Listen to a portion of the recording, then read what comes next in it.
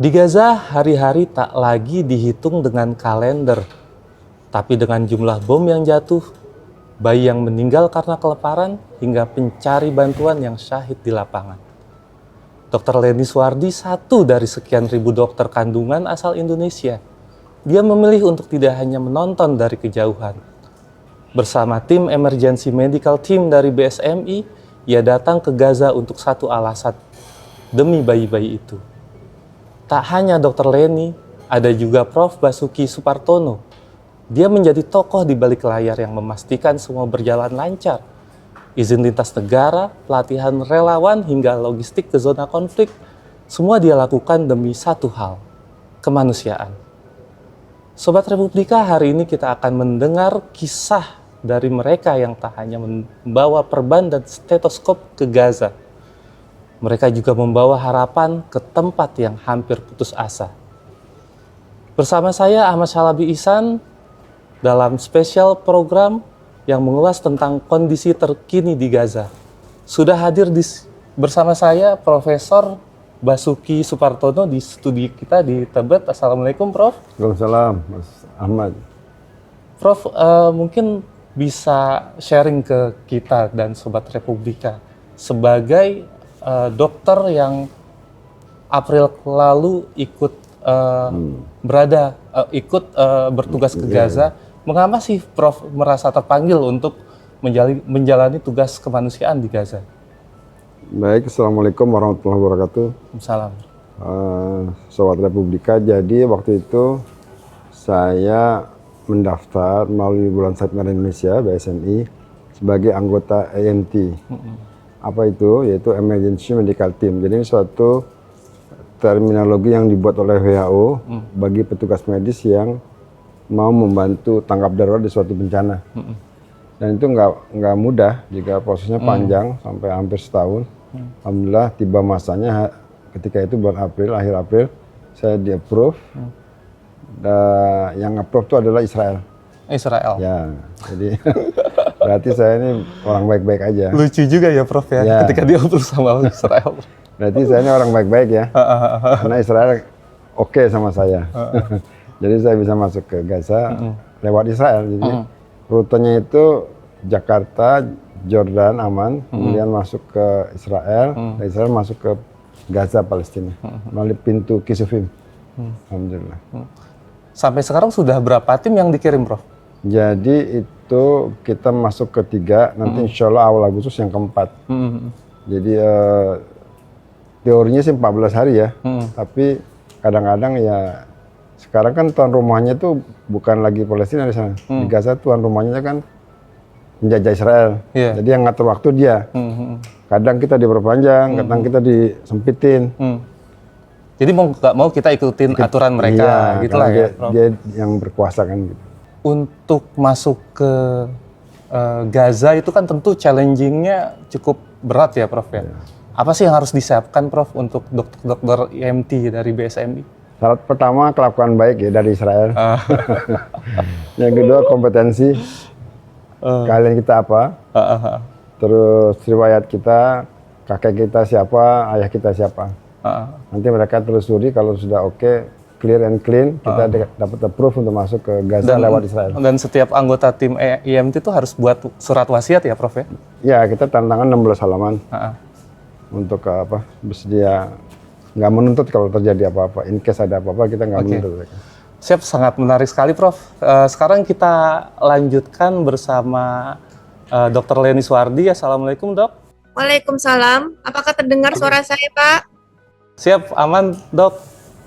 Dr. Leni Suwardi ini adalah dokter kandungan, spesialis kandungan yang bertugas di Gaza. Kondisi terkini di Gaza sekarang bagaimana Dok? Kondisi saat ini di Gaza, terutama di Khan Yunis, di lokasi di Rumah Sakit Nasr, karena saya sebagai kompetensinya dokter spesialis kandungan, jadi untuk ibu-ibu hamil di sini saya lihat kondisinya sangat miris sekali, karena di sini sangat terbatas masalah makanan dan tidak ada proteinnya, tidak ada daging, tidak ada ayam, tidak ada ikan. Jadi kondisi ibu hamil di sini sangat miris karena mengalami malnutrisi. Dok, kita dengar juga dari Indonesia bahwa banyak sekali korban warga Gaza yang mencari bantuan kemudian ditembaki oleh tentara Israel. Apakah dokter mendengar hal yang sama? Ya, itu pada saat hari itu sekitar jam 6 pagi itu kami mendengar alarm. Dari guest house kami mendengar alarm dan diinfokan bahwa sebanyak 100 korban warga Gaza yang tertembak saat itu. Dan kami melihat pagi hari itu sangat ramai sekali, kamar jenazah dan ruang emergensi itu penuh sekali. Sampai ketika saya jaga di ruang IGD, ruang IGD-nya ibu hamil, jadi perawat-perawat yang ibu hamil di situ, perawat yang jaga di ruangan emergensi ibu hamil, jadi ikut membantu di ruangan emergensi umum. Jadi benar adanya itu adanya korban sampai lebih kurang 100 korban dan yang syahid infonya itu sekitar 32 sampai 36 yang syahid. Dan mereka semua sedang mencari bantuan ya, Dok ya, sebenarnya. Mencari makan karena mereka kelaparan. Di sini mereka sangat kelaparan. Sedang mencari makan kemudian ditembaki oleh tentara Israel tepatnya. Infonya seperti itu, ditembak. Rumah sakit Al-Nasr sendiri sebagai salah satu rumah sakit yang terpadat di Gaza itu bagaimana menampung para korban tersebut, Dok? Ya, jadi di sini di rumah sakit Nasr ini banyak sekali tenda-tenda yang di-extend untuk menampung para korban, baik itu yang kena tembakan ataupun yang kena luka bakar. Jadi memang overload pada saat itu di ruangan emergensinya, di ruangan resusitasinya itu overload memang karena banyak sekali sampai 100 korban. Dokter sendiri kan sebagai dokter kandungan tentu hari-harinya membantu proses persalinan para ibu di Gaza, khususnya di Nasar Hospital gitu ya. Mungkin dokter bisa menceritakan kepada kami gimana sih kaum ibu melahirkan di kondisi perang seperti ini? Ya, jadi di sini saya fokusnya di ibu hamil dan bersalin. Jadi saya bekerja di bagian poliklinik, bagian ruang emergensi, kemudian di ruang kamar bersalin dan di kamar operasi dan rawat inapnya. Jadi pada saat kita mau melakukan operasi ataupun melakukan pertolongan persalinan, suasananya walaupun bunyi bom, ya, bom itu terus bunyi, tetap terdengar. Bahkan lebih kurang dari 1 jam itu selalu terdengar pada saat kami melakukan tindakan. Dan kami tetap fokus mengerjakan tindakan tersebut. Kami tidak menghiraukan suara bom itu dan di antara dokter-dokter yang kan kami berkolaborasi dengan dokter-dokter yang ada di sini ya, tidak hanya saya sendiri, dokter-dokter yang banyak juga dokter-dokter yang di rumah sakit Nasr, dokter kandungannya dan ada residennya, mereka saling menguatkan, bilang begini, dokter jangan khawatir, ya, tidak apa-apa karena di rumah sakit ini aman, mungkin sekitar 1 kilo atau 3 kilo bunyi bomnya, jadi jangan khawatir, seperti itu. Menarik sekali, Dok. Dokter Basuki sendiri waktu bertugas di rumah sakit yang sama ya, Dok ya? Ya. Apakah kondisinya memang dramatis seperti itu, Dok? Di tengah bom, di tengah rudal. Ya, saya mau sapa dulu nih kawan saya. Siap. Sehat, Dok? Dr. Leni sehat? Alhamdulillah sehat, Prof. Ya, insya Allah ya. Alhamdulillah. Jaga kesehatan ya. Situasinya lebih buruk daripada saya. Jadi memang waktu saya ke sana itu di peta digital itu dia green zone. Jadi rumah sakit An-Nasr di Khan Yunis itu masih daerah hijau. Tapi kalau saya perhatikan ini masuk daerah merah, red zone. Jadi red zone ini satu titik sebelum evakuasi. Jadi orang-orang yang berada di rumah sakit itu harus standby setiap hari in case ada perintah untuk evakuasi. Jadi ini lebih buruk. Kedua, kalau sudah di-approve oleh Israel, dia kan saya katakan izinnya dari penjajah Israel.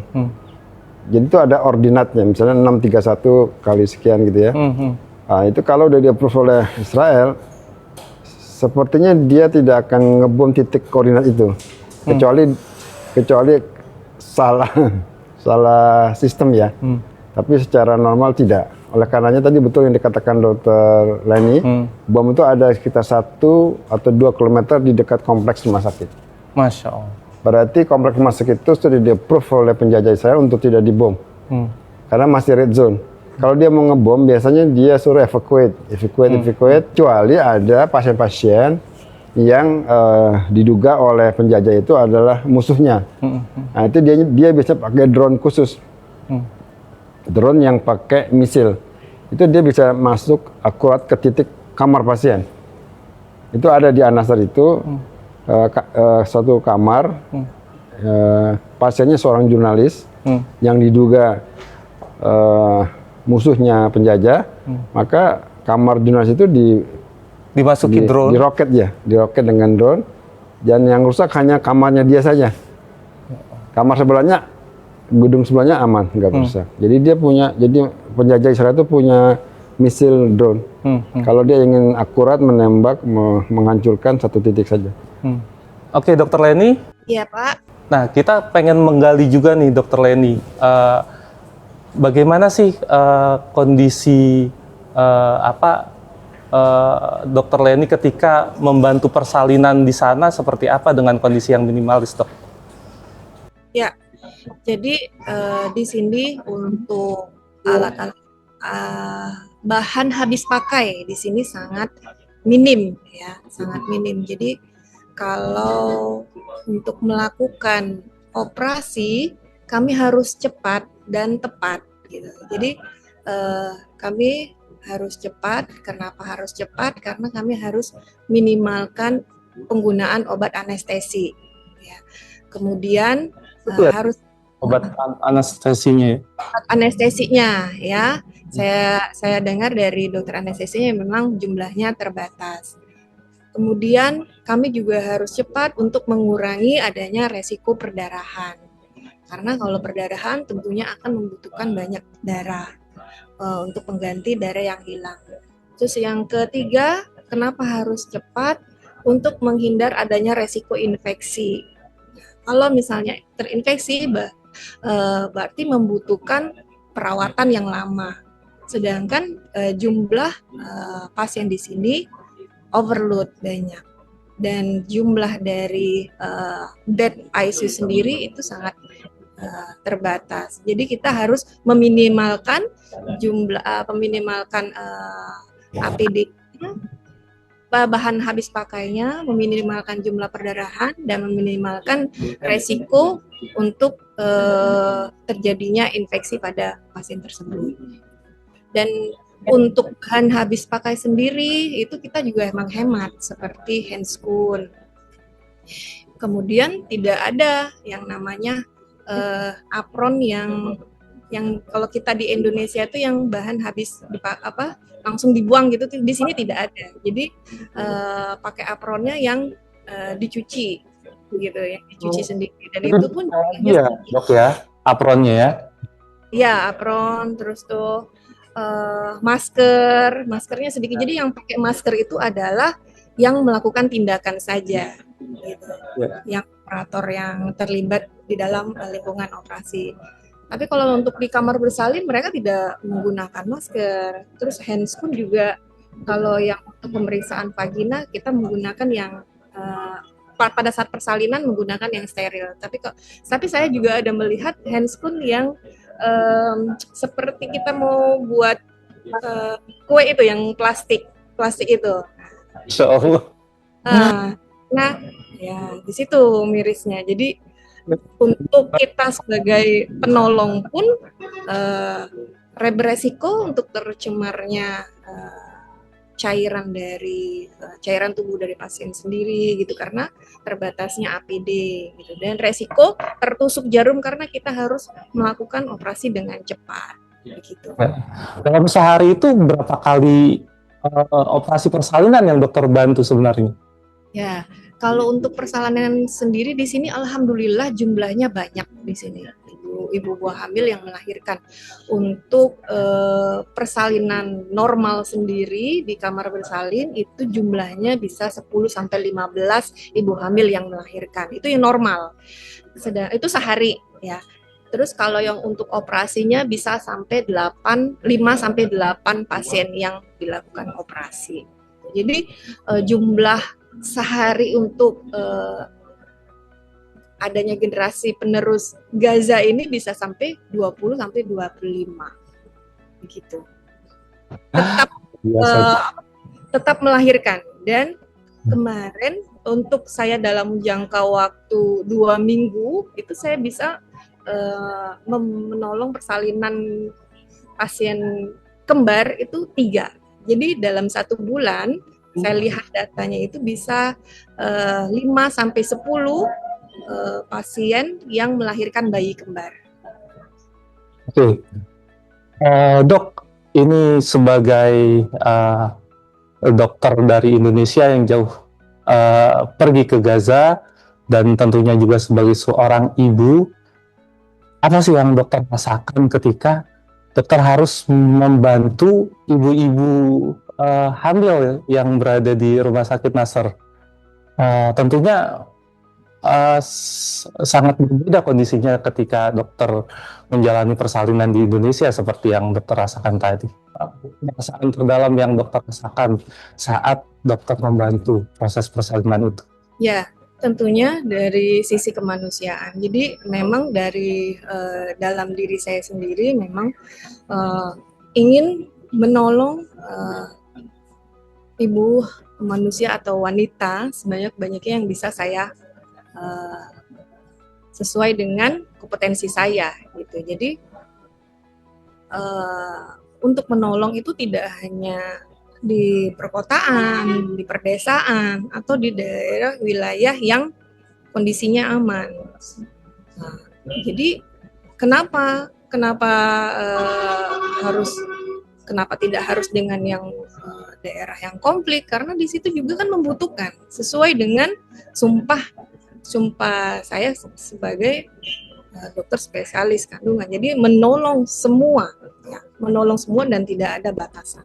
Menolong persalinan di Gaza, apa yang terlintas dalam pikiran dokter pertama kali proses persalinan di Gaza? Kalau pada saat operasi kan kita menjahit gitu ya, menjahit perut ya. Kalau saya di Indonesia menjahit lemak itu tebal ya. Tapi kalau ibu hamil di sini, saya menjahit lemaknya tipis, ya. Artinya apa? Artinya di sini benar-benar ibu hamil di sini malnutrisi, kekurangan energi, kalori, protein. Terbukti dengan apa? Dengan lemak yang kita jahit itu tipis. Beda dengan lemak pada saat saya melakukan operasi di Indonesia, lemaknya tebal-tebal, seperti terang bulan, seperti martabak tebal. Tapi kalau di sini tipis. Gitu. Jadi ibu hamil di sini malnutrisi, saya lihat hemoglobinnya rendah, ya HB-nya, zat besinya rendah. Karena apa? Karena tidak makan daging gitu. Ketika dokter berhasil membantu mengeluarkan bayi dari ibu yang dokter bantu, apa yang dokter rasakan? Sangat senang sekali. Di sini saya melihat satu nyawa sangat berharga sekali. Jadi dokter-dokter di sini juga saling ikut membantu. Jadi siapa penanggung jawabnya? Kalau di Indonesia kan penanggung jawabnya satu. Tapi kalau di sini penanggung jawab satu, tapi dokter-dokter yang lain itu ikut membantu. Jadi sama-sama gitu. Jadi saling bertukar pikiran. Jadi mereka sangat menghargai satu nyawa. Ada yang mau ditanyakan atau yang mau disampaikan ke Dokter Leni? Terima kasih Dokter Leni. Dengar suara saya ya? Siap, Prof. Jelas, Prof. Alhamdulillah ini sudah masuk ke minggu kedua ya. Sepertinya akan segera kembali ke Jakarta nih. Iya, Prof. Sudah siap-siap, Prof. Sudah packing, Prof. Semoga Allah terima semua amal solehnya. Dan memberikan inspirasi buat kita semua agar dunia bisa menghentikan ya genosida yang terjadi sekarang di Gaza ini. Mungkin satu yang pertanyaan lagi dari saya. Kalau menurut sih pelajaran terbesar yang dokter bawa pulang setelah dokter bertugas mungkin sekitar 12 hari ya di Gaza, dan apa yang akan dokter sampaikan kepada dunia? Yang akan saya sampaikan yang pertama, hargai makanan ya, yang pertama ya, karena di sini mereka sangat kelaparan, tidak boleh buang makanan. Sedih sekali, mereka selama 1-2 tahun ini mereka tidak mungkin lupa apa itu namanya gula. Ya, rasa manis itu seperti apa. Dan saya tanya tugas di sini, kenapa tidak? Dia selalu makan roti. Kenapa tidak mau makan nasi? Karena perutnya sudah terbiasa dengan roti. Karena selama 1-2 tahun ini kami jarang dapat nasi. Gitu. Jadi mereka di sini sangat malnutrisi, sangat kelaparan. Jadi hargailah makanan, ya. Jangan buang-buang makanan, karena masih banyak di sekitar kita yang sangat kelaparan. Kenapa message-nya itu makanan, Dok? Apa dokter punya cerita khusus soal makanan selama bertugas di Gaza, Dok? Iya, jadi kalau soal makanan, pada saat saya jaga terutama di kamar bersalin, jadi bidan-bidannya nanya, do you have sugar? Do you have candy? Kita kasih 1 butir permen, itu mereka sangat bahagia sekali. Apalagi coklat. Saya ada kasih coklat untuk anaknya bidan. Waduh, mereka sangat bahagia sekali gitu. Ini untuk petugasnya. Belum lagi ibu hamilnya. Ya, mereka sedih sekali untuk masalah makanan ini. Mereka untuk roti sendiri ya, saya dapat infonya roti sendiri itu 3 kilo itu $100 harganya. 3 kilo $100. Dan 1 hari itu bisa menghabiskan 3 kilo. Harga 1 kilo gula itu $100. 1 kilo. Jadi mereka sendiri tidak 1-2 tahun tidak merasakan gula. Ketika bertugas di Gaza, saya dengar juga tadi Prof sempat bilang kita juga sulit makan tenaga medis di sana. Mungkin Prof bisa cerita soal. Ya, kalau laporan terakhir ini dokter yang operasi malah pingsan. Karena dokter lokal itu kan tinggalnya di tenda, kemudian nggak ada makanan juga. Akhirnya, tapi mereka semangatnya tinggi untuk bekerja semaksimal mungkin. Akhirnya ya tumbang ketika operasi. Jadi memang menyedihkan situasi. Jadi situasi sekarang ini lebih parah dari yang dulu. Kedua, saya mau cerita ya, kenapa betapa mahalnya sugar, gula, betapa mahalnya coklat, itu ada maksudnya. Jadi si penjajah ini tidak ingin warga Gaza itu melupakan kepedihan itu dengan gula dan coklat. Maka kalau kita masuk ke perbatasan itu, yang dipesta oleh penjajah itu adalah coklat. Kita tidak boleh buat coklat masuk ke Gaza. Sampai segitunya? Ya, karena mereka tidak ingin warga Gaza itu melupakan kepedihan itu dengan coklat. Karena memang coklat itu menyenangkan, artinya bisa melupakan kepedihan. Maka itu nggak boleh masuk Gaza. Jadi maksudnya mereka supaya tetap mengingat penderitaan mereka. Iya, jadi si penjajah itu ingin mereka menderita sederita-deritanya di penderitaan itu. tidak boleh makan coklat. Nanti kalau makan coklat dia lupa penderitaan ini gitu. Jadi dia ingin, penjajah itu ingin warga Gaza itu betul-betul menderita secara fisik dan secara mental dan psikologis. Maka nggak boleh coklat masuk Gaza, nggak boleh masuk gula, gula nggak boleh masuk ke Gaza. Itu untuk warga dan untuk semua ya. Kami juga nggak boleh coklat. Kalau ketahuan coklat itu yang dipleset, coklat itu yang dikeluarkan. Tapi boleh masukkan rokok, tembakau. Jadi akan adiksi. Dan kalau fisiknya rusak, mentalnya rusak, kecanduan narkotik, kecanduan tembakau, mana bisa dia melawan penjajah? Nggak bisa. Iya. Ya, kita dengar juga dari pemberitaan ada truk yang disusupi atau masuki oleh narkoba, Prof, sampai ke Gaza. Jadi sejarah itu akan berulang. Kalau ini terjadi di Damaskus, kemarin saya ketemu sama NGO dari Rahma, Syadi, dia minta pada BSMI, Badan Semen Indonesia, untuk mengirim tim ahli untuk rehabilitasi narkoba di Damaskus. Jadi rejim sebelumnya itu menghancurkan masyarakat itu dengan membuat masyarakat kecanduan narkotik. Seperti ini akan diulang lagi di Gaza. Karena kan sama. Jadi mungkin mereka akan menghancurkan masyarakat Gaza dan lihat seperti itu. Jadi fisiknya hancur, psikologisnya hancur, dan mentalnya dihancurkan. Ini yang menyedihkan buat kita semua. Oke, Dokter Leni, mungkin ini saya ada satu pertanyaan terakhir lagi sih, last question.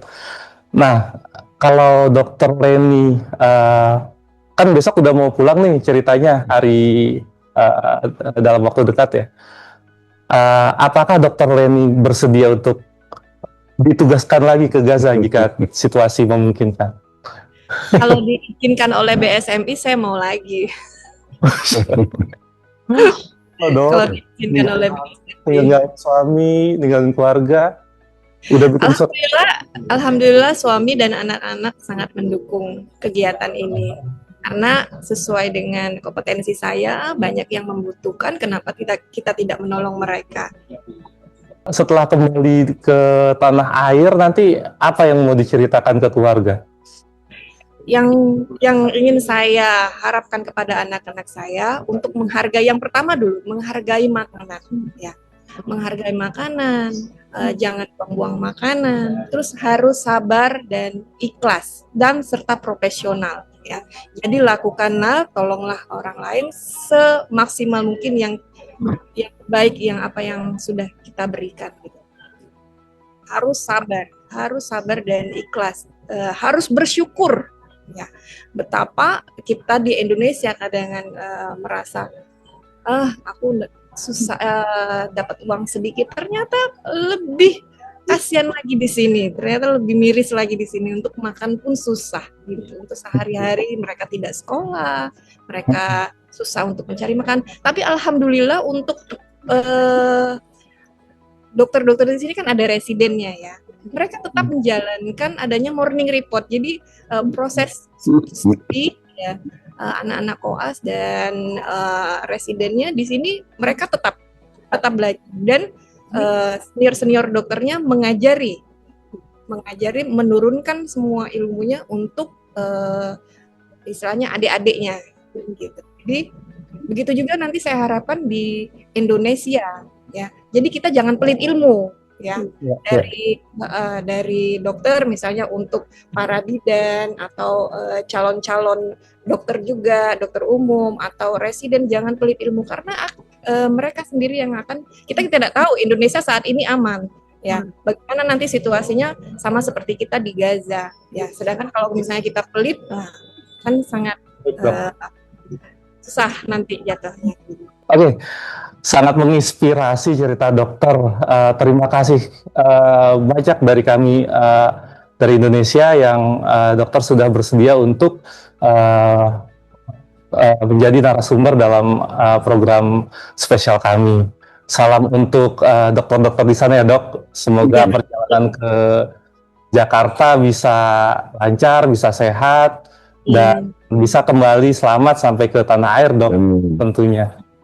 Nah, sebenarnya apa sih, Prof, challenging dari yang dirasakan BSMI untuk mengirim dokter-dokter EMT ke Gaza gitu? Pertama akses. Akses. Ya. Jadi aksesnya itu dulu kan lewat Kairo, sudah di close, karena sudah banyak tank. Nah, akses kedua lewat Jordan, ini hanya lewat WHO.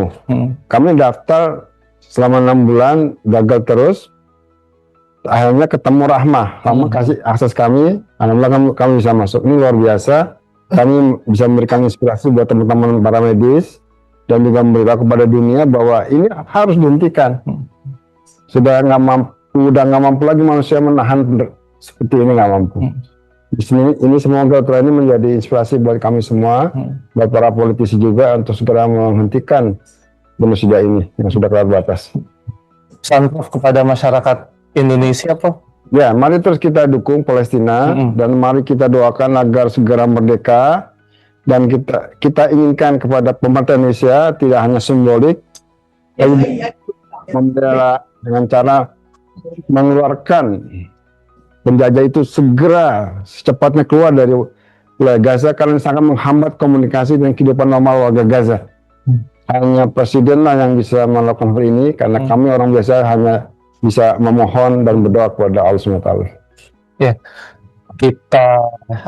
tentunya kita tidak cukup untuk berdoa dan berpasrah, tapi kita lakukan apa yang menjadi peran kita untuk masyarakat Gaza.